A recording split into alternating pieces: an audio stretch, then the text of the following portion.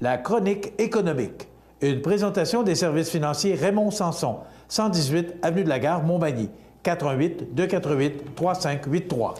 Eh bien oui, vous le reconnaissez parce qu'il est déjà venu avec nous pour parler d'économie avec Raymond Sanson. Mais aujourd'hui, Raymond cède sa place à notre ami Maxime Bernier. Bonjour Maxime. Bonjour Michel, ça va bien? Oui, merci. Oui.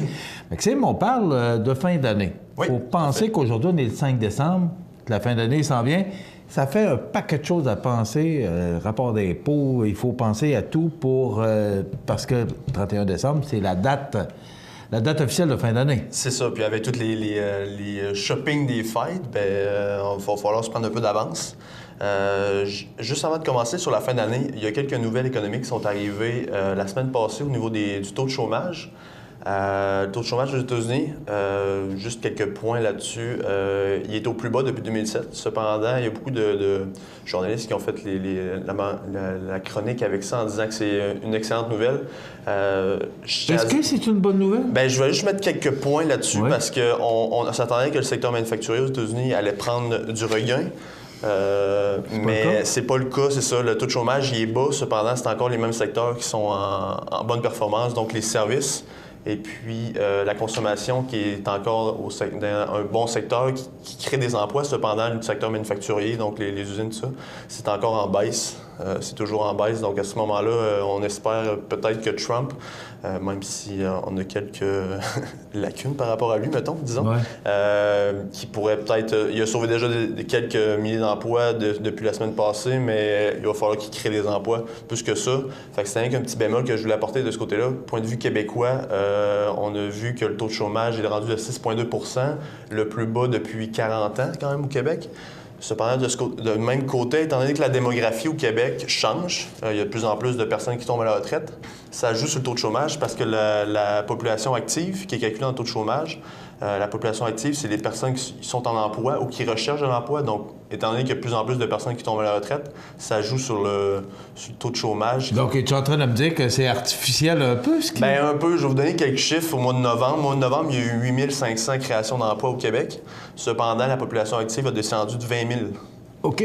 Donc, à ce moment-là, ça peut jouer sur le taux de chômage. Fait que c'est juste à faire attention. Tout le monde dit que c'est une bonne nouvelle. Oui, ça peut être une bonne nouvelle. Cependant, il faut regarder plus en profondeur. Puis, la population active qui descend, ça joue sur le taux de chômage. Mais ça coûte plus cher aussi parce qu'il y a plus de monde à la retraite. Donc, ça coûte plus cher au gouvernement pour les fonds de retraite. Tout à fait. Mais strictement, le taux de chômage, ça joue. C'est un peu des nuages là, qui sont créés par ça. Là. Okay. Le gouvernement pourrait dire que c'est une excellente nouvelle. Cependant, il faut rester quand même calme puis poser par rapport à ça, puis analyser les chiffres, puis que ce côté-là, la population active qui descend, elle va continuer de descendre, c'est bien sûr. Fait qu'il faut faire juste attention quand ils disent que le taux de chômage descend. OK. Alors ça, c'est vrai dans le fond, parce que quand on pense à ça, le taux de chômage bas, ça nous a toujours... Bien, c'est intéressant de voir que le taux de chômage diminue, oui. Mais là, on voit que c'est un peu artificiel, tout ça. Bien, il faut faire attention quand il y a des trucs, il faut analyser plus. Très bon point. Maintenant, oui. Quel autre point, parce que, bon, comme on est en fin d'année, quel autre point important? Bon, de ce côté-là, vu qu'on est en fin d'année, j'ai quelques clients la semaine passée, puis ça m'a donné des idées pour cette première chronique avec toi, Michel. Les rentes prescrites. Il va y avoir certains changements des rentes prescrites en 2017. Une rente prescrite, c'est quoi? C'est une rente viagère. Dans le fond, c'est une rente, on donne un certain montant. C'est un capital non enregistré, c'est important de le savoir. Donc, c'est pas du REER ou du CELI, c'est vraiment de l'argent qui est non enregistré, un compte ouvert, si on peut dire. À ce moment-là, on verse ça à un assureur. L'assureur nous donne une rente par rapport à ça qui est viagère. Dans cette rente-là, à chaque année, on peut recevoir un montant. Ce montant-là, il va y avoir une partition qui va être imposable, dans le fond, qui va être rajoutée au revenu de la personne, du rentier, pour l'année en cours.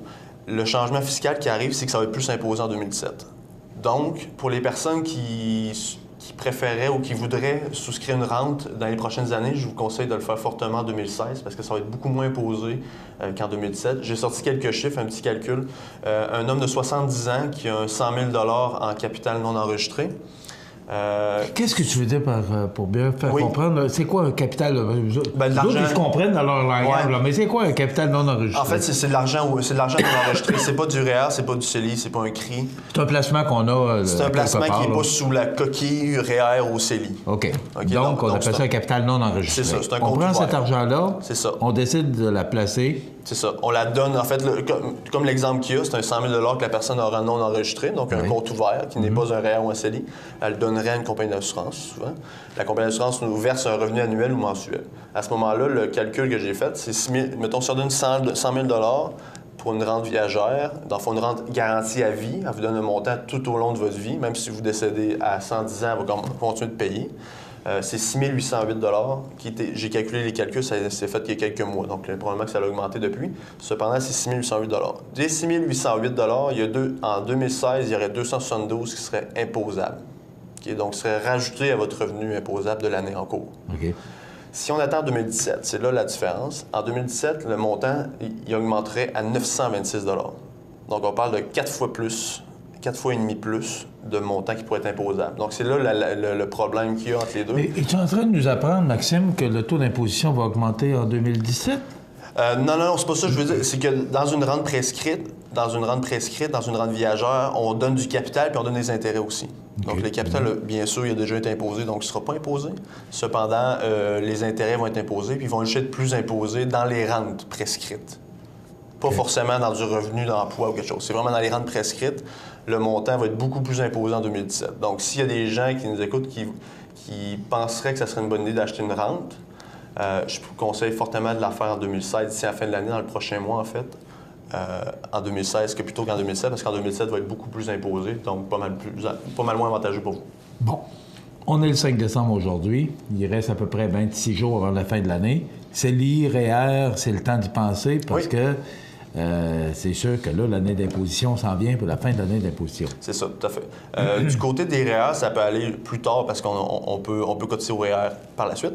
Cependant, le CELI... C'est quoi la date cette année? Février. 28 février? C'est ça. Okay. Du côté du CELI, ce qui est important de mentionner, j'ai une question par rapport à ça. Une personne qui voulait s'acheter un véhicule au mois de janvier, je l'ai conseillé fortement de décaisser son CELI, dans le fond, de retirer de l'argent de son CELI en 2016.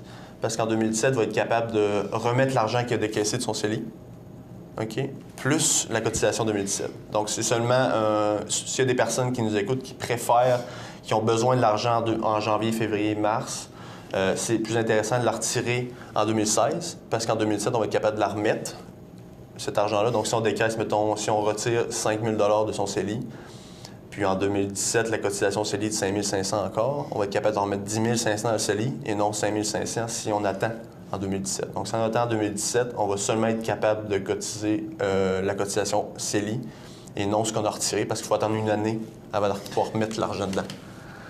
Oui. C'est ça, c'est une question de calcul. Mais quand même, c'est important ce que tu mentionnes. C'est ça. Bien, c'est juste, tu sais, il faut penser qu'en décembre, c'est le temps de préparation. Tout à fait.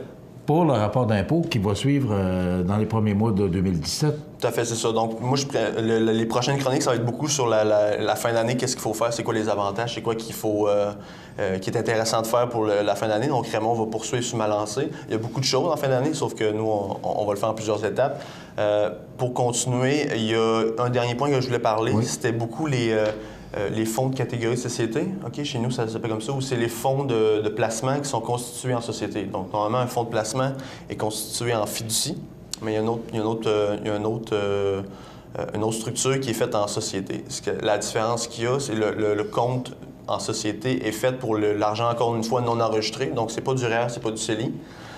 Cependant, les personnes qui nous écoutent, nous, on travaille beaucoup là-dedans présentement parce qu'il y a certaines modifications qui vont toucher les fonds constitués en société. Ce que je veux dire par là, c'est qu'avant, dans les fonds de catégorie de société, on pouvait transférer entre fonds. Dans le fond, si on avait un fonds de revenus puis on voulait l'envoyer en fonds d'action, par exemple, il n'y avait pas de disposition à ce moment-là. Okay? Il n'y avait pas un gain, il n'y avait pas un niveau fiscal, il n'y avait pas une vente d'actions, si on peut dire. Oui, OK. OK. En 2016, on peut changer les fonds à l'intérieur de la structure sans impact fiscal. Cependant, en 2017, ça va être pas impossible. OK. Donc, on va être imposé quand on va changer la structure de ça. On va changer la structure de... Quand on va changer le fonds à l'intérieur de la structure, on va être imposé.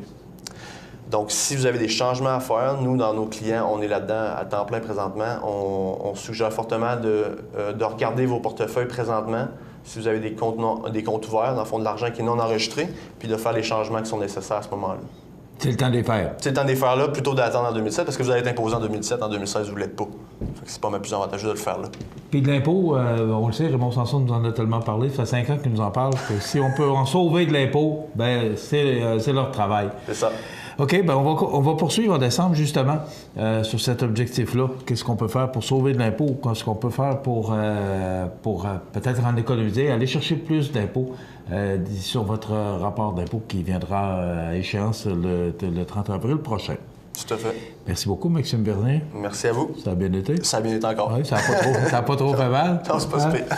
Ils connaissent leur affaire. C'est toujours... Moi, je fais de la télévision, mais eux autres sont dans le placement et dans l'assurance. Ils connaissent leur métier. Alors, c'est toujours intéressant. Cette chronique-là est toujours très intéressante parce qu'on apprend beaucoup de choses. D'abord, sur l'aspect économique, mais aussi de faire de bons placements au bon moment. Et surtout, quand on peut sauver 5 cents à l'impôt, on essaie de toujours le faire. Bon. Hein? On aime mieux l'avoir dans nos poches que de le donner au gouvernement. On en donne suffisamment. C'est ça. Hein? On pourrait faire une chanson là-dessus. Ouais. Merci beaucoup. Maxime Bernier, des services beaucoup. financiers Raymond Sanson, avenue de la Gare, Montmagny, de 88 35 83. On se retrouve la semaine prochaine, Maxime.